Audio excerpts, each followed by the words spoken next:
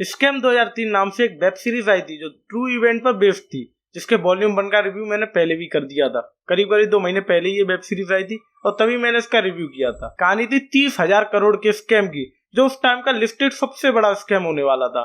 मतलब 2003 की बात कर रहा हूँ। एंड अब इसका वॉल्यूम 2 आ गया है, जिसमें 5 एपिसोड दिखाए गए हैं। कहानी को स्टार्ट उसी पॉइंट से किया जाता है जहाँ पर छोड़ा जाता है। क्या कहानी उतनी ज्यादा इंटरेस्टिंग और उससे ज्यादा बेहतर बन पाती है जो हमने पहले वॉल्यूम में देखा था? चलिए इसके बारे में बात कर लेते हैं। इन 5 एपिसोड को देखने के बाद, जो करीब 30 से 35 मिनट के होने वाले हैं, ज्यादा बड़ा टाइम तो नहीं लेते हैं, लेकिन उसे देखने के बाद ये क्लियर हो जाता है वो ज्यादा इंटरेस्टिंग था, वो ज्यादा एंटरटेनिंग था और इससे बहुत ज्यादा कनेक्टेबल था। क्योंकि जहां वॉल्यूम 1 में हमने देखा था कि एक प्रॉब्लम सॉल्विंग हमें देखने को मिला था, उसके साथ साथ हमें यहाँ पर स्कैम स्टेबलाइजिंग देखने को मिली, किस तरीके से चीजों को स्टेबलाइज किया गया था उस स्कैम को करने के लिए। एंड वहां पर हमें एक क्राइम जर्नी देखने को मिल रही थी। लेकिन अगर यहीं पर हम वॉल्यूम 2 की बात करें तो पूरे वॉल्यूम 2 में जो 5वें, 6वें और 7वें एपिसोड की बात करें तो इन तीनों एपिसोड को देखना ना देखना एक सा हो जाता है। क्योंकि सारे की सारी कहानी में आपको हर बार यही लगता है सारे के सारे कैरेक्टर यहाँ पर त्यागी को बचाने की कोशिश कर रहे हैं। अब चाहे वो पॉलिटिशियन हो, चाहे पुलिसमैन हो, चाहे फिर वो एडवोकेट हो, सबके सब उसके कामों को कवर करने में लगे रहते हैं। और पूरे 3 एपिसोड में हमें सिर्फ यही देखने को मिलता है,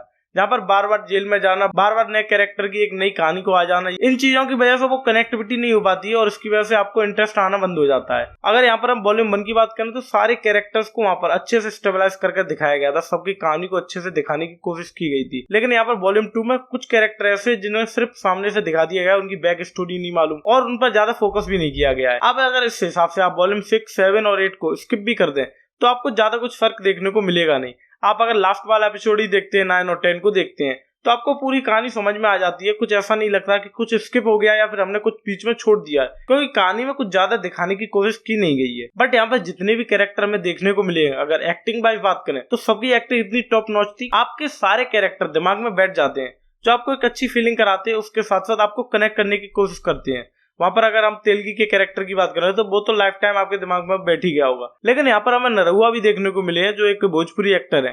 वो भोजपुरी वाली एक्टिंग का फ्लेवर देखने को मिलता है, जो ज्यादा बेहतर तो नहीं लगता, लेकिन ऐसा भी नहीं कहा जा सकता कि बहुत ज्यादा खराब लग रहा है, पर ठीक ठाक ही था। मतलब ज्यादा इंस्पायर नहीं करता वो। लेकिन और सारे कैरेक्टर की बात करें तो सबके कैरेक्टर जो है वो काफी अच्छे लगते हैं। तो ओवरऑल अगर बात करें तो ये वेब सीरीज आपको स्टार्टिंग से अगर आप देखते हैं इसे तो आपको एक अच्छा खासा एंटरटेनमेंट देती है। और अगर आपने पहले वॉल्यूम देख लिया है तो सेकंड वॉल्यूम उतना ज्यादा एंटरटेनिंग नहीं है, लेकिन ऐसा भी नहीं कि आपको कहीं बोर कर देगा। थोड़ा सा कहानी ऐसी लगती है कि वो अपनी लाइन से भटक गई है, लेकिन फिर भी आप सर्वाइव तो कर ही जाते हैं, क्योंकि एक ट्रू इवेंट स्टोरी है। इसकी वजह से आप कुछ नई चीज है, फायदा आगे आ जाए, ये सोचकर आप पूरी वेब सीरीज देख तो लेंगे। एंड साथ में यहाँ पर आपको बहुत सारी गाली गलौज देखने को मिलेगी, तो आप अपने हिसाब से डिसाइड कर लो। अगर आपको फैमिली के साथ देखनी है, अगर कोई दिक्कत नहीं होती गाली गलौज में, तो देख सकते हैं। बाकी न्यूडिटी वाले कोई सीन नहीं है, तो आप नॉर्मली देख तो सकते ही हैं। बाकी ये आपकी कॉल है कि आपको ये देखना है या फिर नहीं देखना है। बाकी मैं मिलूंगा आपको अगली वीडियो में, तब तक के लिए take care and bye bye. और हाँ, अगर वीडियो अच्छी लगी तो वीडियो को लाइक कर देना, और अगर कोई सजेशन है तो आप लोग कमेंट बॉक्स में बता सकते हैं।